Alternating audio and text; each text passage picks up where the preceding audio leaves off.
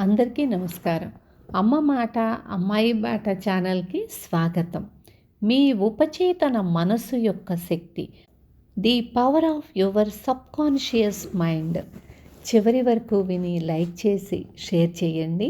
నిన్న చెప్పుకున్నాం కదా, మనసును స్థిరంగా ఉంచుకుంటే, నిలకడగా ఉంచుకుంటే, అక్కడ మనం చిత్రించుకున్న రూపాలు కానీ, మన ఆలోచన కానీ, ఒక్క మాటను స్థిరంగా ఉంచుకుంటే సబ్కాన్షియస్ మైండ్ దాన్ని స్వీకరించి అమలు చేస్తుంది. ఇది అద్భుతం కదా! ఎందుకు చేయలేము? సాధన చేస్తే మనం చేయగలం. మొదలు పెట్టుకుందామా? మానసిక చిత్ర ప్రదర్శన పద్ధతి. ఒక చైనా దేశ సామెత చెప్పినట్లు, ఒక చిత్రం 1000 పదాలకు సమానం. విలియం జేమ్స్, అమెరికన్ తత్వశాస్త్ర పితామహుడు, మనసులో ఒక చిత్రాన్ని నిలిపి దాన్ని వెన్నంటి నమ్మకం అనేది ఉన్నప్పుడు, ఉపచేతన అంటే సబ్కాన్షియస్ మైండ్ దాన్ని వాస్తవంగా జరిగేటట్లు చూస్తుందనే విషయాన్ని నొక్కి వక్కాణించారు. నేను ఇలా ఉన్నాను అని అనుకుంటే నేనలా ఉండగలుగుతాను. చాలా ఏళ్ల క్రితం నేను ఒక లెక్చర్ టూర్ కోసం మధ్య పడమర ప్రాంతంలో గల ఎన్నో రాష్ట్రాలకు వెళ్ళాను అని రచయిత చెప్తున్నారు. ఆ ప్రాంతంలో నిలకడగా ఒకచోట ఉంటూ అవసరమైన వాళ్లకు సాయం చెయ్యాలనుకున్నాను.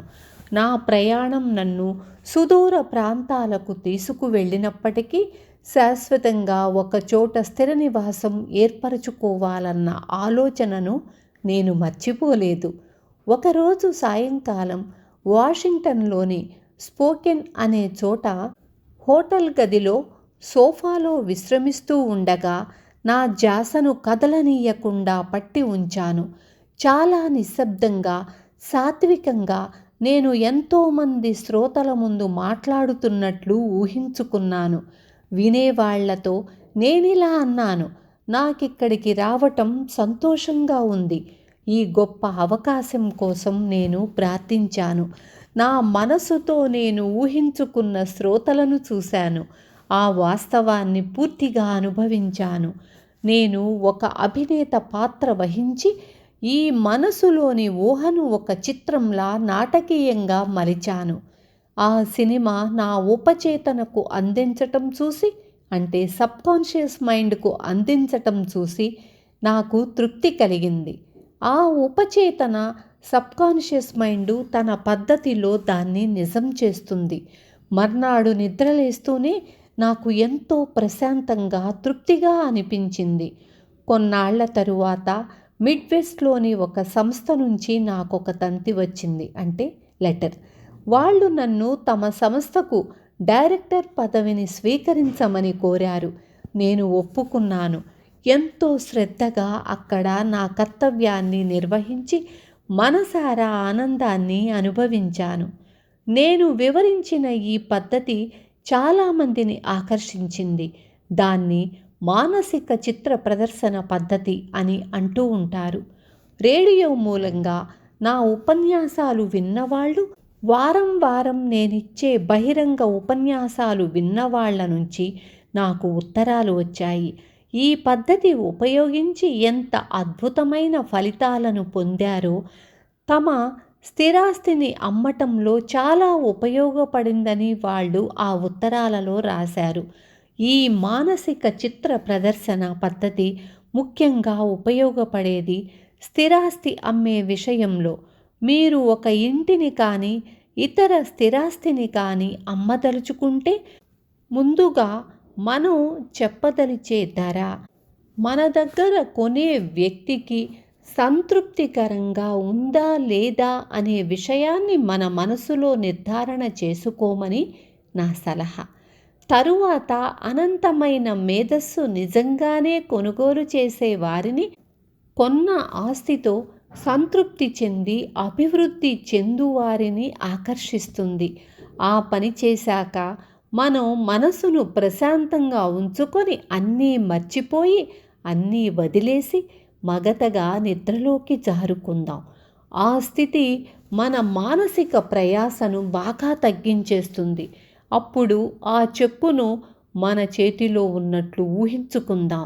అది మనకు అందినందుకు ఆనందిద్దాం, ధన్యవాదాలు తెలుపుకుందాం. ఆ పూర్తి చిత్రాన్ని ఎంతో సహజంగా మన మనసులో చిత్రీకరించుకున్నాక హాయిగా నిద్రపోదాము. ఇది వాస్తవంగా జరిగిన సంఘటనలాగా మనం ప్రవర్తించాలి. అలా చేస్తే మన సబ్కాన్షియస్ మైండ్ దాన్ని ఒక నిజమైన ముద్రగా స్వీకరిస్తుంది. మనసు లోతుల్లోని ప్రవాహం అమ్మకందారుని, కొనుగోలుదారుని ఒకచోటికి చేరుస్తుంది.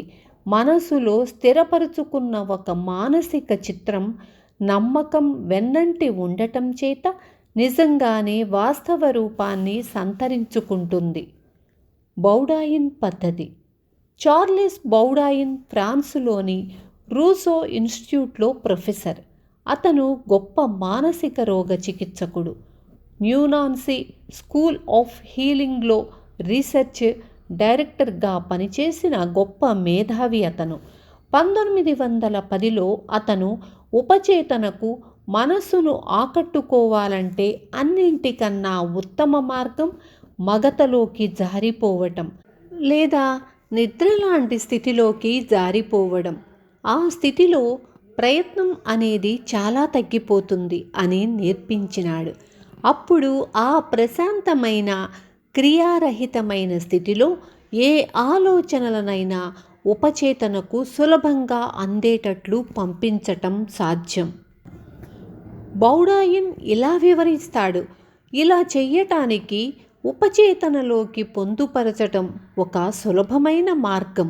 అదే సూచించబోయే ఆలోచనలకు సంబంధించిన విషయాన్ని సంగ్రహించుకోవటం, దాని సారాంశాన్ని ఒక చిన్న వాక్యంగా జ్ఞాపకంలో నిక్షిప్తం చేసుకోవడం, దాన్ని ఒక జోలపాటలాగా మళ్ళీ మళ్ళీ వల్లెవేసుకోవటం.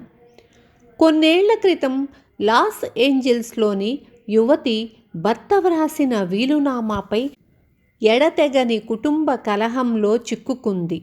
చనిపోయిన ఆమె భర్త తన స్థిరాస్తిని మొత్తం ఆమె పేర రాసిపోయాడు. కానీ అతని మొదటి భార్యకు పుట్టిన కొడుకులు, కూతుళ్ళు ఆ విల్లు చెల్లదని కేసు వేశారు. బౌడాయిన్ పద్ధతిని అవలంబించమని దాన్ని ఆమెకు వివరించాను. ఆమె తన శరీరాన్ని సడలించుకొని ఒక వాలు కుర్చీలో కూర్చొని నిద్రావస్థలోకి జారుకొని తన అవసరాన్ని 6 మాటల్లో కుదించి జ్ఞాపకంలో సులభంగా ముద్రించుకొనిన వాక్యం ఇది దైవేచ్ఛను అనుసరించి జరిగినది అని ఆమె ఉద్దేశ్యంలో. సామరస్యం అనే సూత్రాన్ని నియమాల ద్వారా పనిచేసి ఒక సామరస్యమైన ముగింపును ప్రసాదిస్తాయి. 10 రాత్రుల పాటు ప్రతి రాత్రి ఆమె తన శరీరాన్ని ఒక పద్ధతి ప్రకారం సడలించి నిద్రావస్థకు చేరుకొని ఆమె నెమ్మదిగా, ప్రశాంతంగా, నిజాయితీగా ఇది దైవేచ్ఛను అనుసరించి జరిగింది అని మళ్ళీ మళ్ళీ ఉచ్చరించింది. ఆమెకు దానివల్ల మనశ్శాంతి దొరికినట్లు అనిపించింది. ఆమె శరీరము, మనసు ప్రశాంతతతో నిండిపోయాయి. ఆ తరువాత ఆమె మామూలుగా నిద్రపోయింది. 11వ రోజు ప్రొద్దున్నే నిద్రలేవగానే పైన చెప్పబడిన పద్ధతిని చెయ్యటం వలన ఆమె ఎంతో హాయిగా, తేలిగ్గా ఉన్నట్లు, సమస్య పరిష్కారమైపోయిందన్న నమ్మకం కూడా కలిగింది.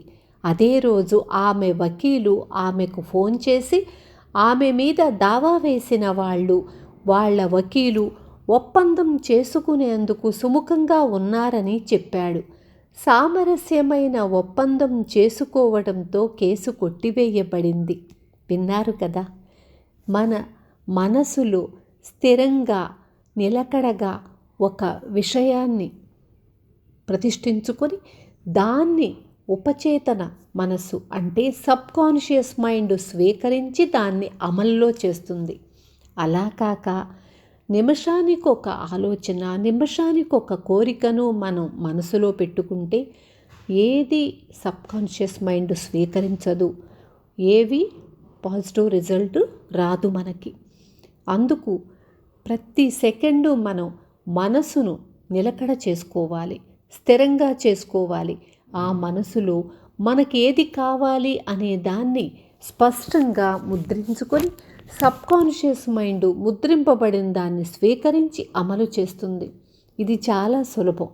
ఎవరికైనా సాధన ద్వారా తప్పకుండా నెరవేర్చుకోవచ్చు.